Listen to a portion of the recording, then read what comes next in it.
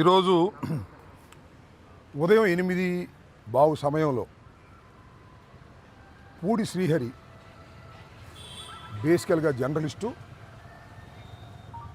Party general సెక్రటరీగా పనిచేస్తున్నారు YSR Congress party. Media coordination చేస్తాడు. జగన్మోహన్ రెడ్డి గారికి మీడియా సహాయకుడిగా ఉండేటటువంటి వ్యక్తి పూడి శ్రీహరి గారు. ఈరోజు జగన్మోహన్ రెడ్డి గారికి కొన్ని విషయాలు బ్రీఫ్ చేసి ఇంటికి వస్తున్నటువంటి సమయంలో ఉదయం 8 గంటలకు మధ్యలో కారు ఆపి దౌర్జన్యంగా కుప్పానికి సంబంధించినటువంటి కేసులో, అంటే కుప్పంలో రిజిస్టర్ అయిందంట కేసు. ఆ కేసులో చిత్తూరు 2 టౌన్ నెట్టి కాంతయ్య అనేటువంటి సిఐ గారు దౌర్జన్యంగా తీసుకెళ్లారు. నేను అలా ఇలా పట్టుకొని వాళ్ళతో మాట్లాడితే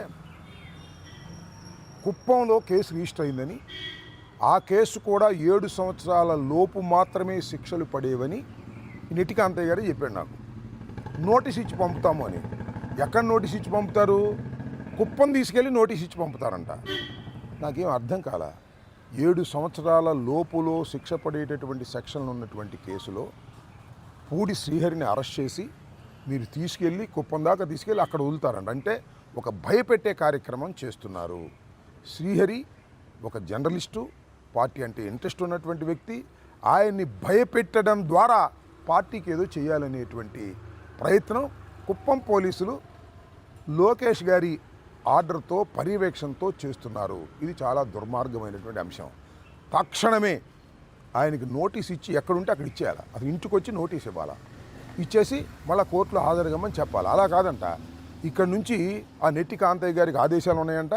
ఇక్కడ నుంచి తీసుకెళ్ళి కుప్పం స్టేషన్లో కూర్చోబెడతారంట, అక్కడ విచారణ చేస్తారంట, అక్కడ నోటీస్ ఇచ్చి పంపుతారంట. ఏంటి తంతంత నాకు అర్థం కాలేదు. చట్ట వ్యతిరేకంగా పోలీసు వారు ప్రవర్తన చేస్తున్నారు.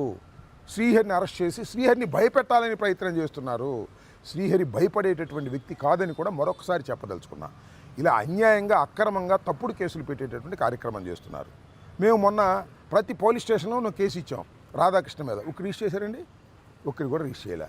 ఈ 175 నియోజకవర్గాల్లో కూడా అందరం కూడా బాధ్యత కలిగిన వాళ్ళని కంప్లైంట్ ఇచ్చాం. ఏమీ రిజిస్టర్ చేయకోకుండా నాటకం ఆడుతున్నారు. అంటే ఈ పోలీసు వ్యవస్థ తెలుగుదేశం పార్టీకి అనుకూలంగా వ్యవహరించేటటువంటి పరిస్థితుల్లో చేస్తున్నారు. దీన్ని సరి చేసుకోండి. పూడి శ్రీహరిని తక్షణమే ఎక్కడుంటే అక్కడ నోటీస్ ఇచ్చి రిలీజ్ చేయాలా. అలా కాదంటే తీసుకెళ్ళిపోతారంట. ఇది చాలా దుర్మార్గమైనటువంటి అంశం. దీన్ని ప్రజాస్వామ్యవాదులందరూ కూడా ఖండించాలని కూడా ఈ సందర్భంగా చెప్తున్నారు. పూడి శ్రీహరిని భయపెట్టాలని మీరు ప్రయత్నం చేస్తే అవి మీరు విఫలమవుతారు తప్ప మరొకటి కాదు.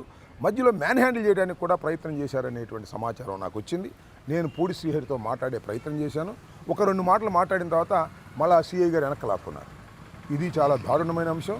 ఏదో గై దొంగలాగానో, మర్డర్ కేసులో ముద్దాయిలాగానో, ఏదో స్కామ్లో ముద్దాయిలాగానో వాళ్ళని తీసుకెళ్లేటటువంటి ప్రయత్నం చేయటం, ఒక జర్నలిస్టుని, పార్టీలో సంబంధం ఉన్నటువంటి వ్యక్తిని చేయటం చాలా దురదృష్టకరమైన దుష్ఫలితం. దీన్ని అందరూ ఖండించాలని కూడా ఈ సందర్భంగా నేను చెప్పదలుచుకున్నాను. శ్రీహరి గారు చేసిన తప్పేం ఎవడీ తెలియదు. ఏదో కేసు రిజిస్టర్ చేశారంట కుప్పంలో, అంటే చంద్రబాబు నాయుడు గారి కాన్స్టిట్యున్సీలో కుప్పంలో కేసు రిజిస్టర్ చేశారట.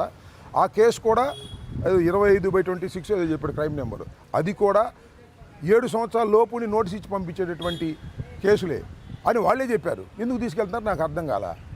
కోర్టులో ప్రొడ్యూస్ చేయడానికి వీలు లేదు. సరే ప్రొడ్యూస్ చేస్తారో, లేకపోతే ఈ మధ్యలో ఏదైనా ఎక్కడ శవం దొరికితే దానిలో కూడా పెడతారు. మర్డర్ కేసులో పూడి శ్రీహరిని దొరకపోవడం మా అదృష్టం. దొరికిందనుకో 302 పెట్టేస్తారు.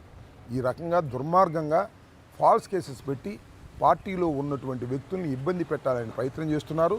దీనికి తగిన మూల్యం తెలుగుదేశం పార్టీ చెల్లించాల్సిన అవసరం ఉంటుంది. దీనిలో ముఖ్యంగా లోకేష్ చెల్లించాల్సి ఉంటుంది. ఈ అరెస్టును లోకేషే పర్యవేక్షణ చేస్తున్నారు నాకున్న సమాచారం.